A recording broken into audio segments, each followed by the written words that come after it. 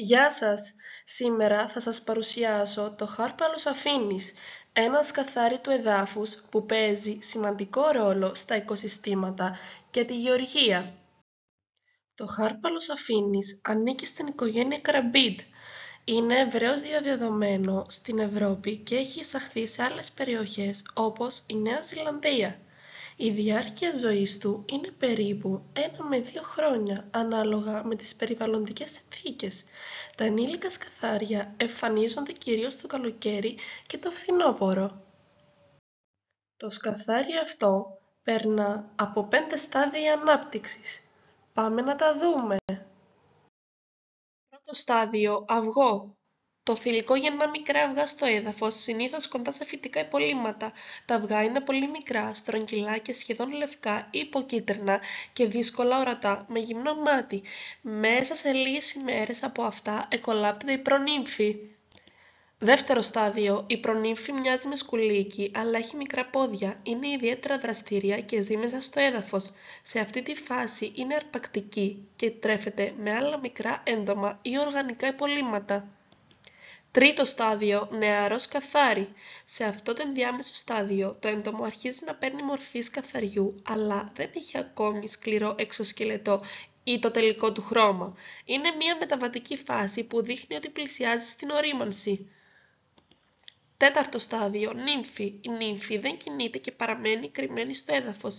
Εδώ πραγματοποιείται πλήρης μεταμόρφωση του εντόμου. Δεν τρέφεται καθόλου και μέσα σε μερικές ημέρες μετατρέπεται σε ενήλικο σκαθάρι. Πέμπτο στάδιο, το ενήλικο σκαθάρι έχει σκληρό εξωσκελετό, χαρακτηριστικό μεταλλικό χρώμα και φτερά, αν και δεν πετά συχνά. Είναι έτοιμο να αναπαραχθεί, να τραφεί και να συνεχίσει τον κύκλο ζωής του. Κάθε στάδιο είναι απαραίτητο για τη σωστή ανάπτυξη του εντόμου και εξαρτάται άμεσα από τις συνθήκες του περιβάλλοντος όπως η θερμοκρασία και η υγρασία του εδάφους. Το σκαθάρι συνήθως έχει μήκος περίπου 7 με 10 χιλιοστά. Οι προνύμφες τρέφονται με μικρά ασπόνδυλα του εδάφους και τα ενήλικα σκαθάρια τρέφονται κυρίως με σπόρους φυτών και οργανική ύλη φυτικής προέλευσης. Αν και δεν υπάρχουν συγκεκριμένες αναφορές για θηρευτές του, γενικά τα σκαθάρια αποτελούν τροφή κυρίως για πουλιά είτε μικρά θηλαστικά, όπως οι σκαντζόχυροι και άλλα αρπακτικά έντομα. Έχει θετική επίδραση στη γεωργία, τρέφεται με προνύμφες παρασίτων, όπως σκουλίκια που καταστρέφουν τις ρίζες των φυτών. Έτσι βοηθάει στην προστασία των καλλιεργειών χωρίς τη χρήση χημικών. Επιπλέον, επειδή είναι αρπακτικό έντομο, συμβάλλει στη ρύθμιση των πληθυσμών άλλων ασπόνδυλων. Έτσι, με αυτόν τον τρόπο βοηθά στη διατήρηση της οικολογικής ισορροπίας στο έδαφος.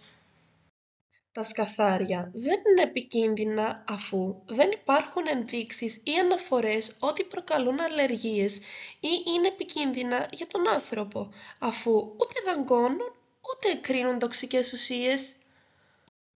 Τέλος, τα σκαθάρια προτιμούν ανοιχτά λιβάδια, καλλιεργήσιμα εδάφη, τις άκρες των δρόμων και των μονοπατιών, τους κήπους και περιοχές με ξηρό ή υγρό έδαφος.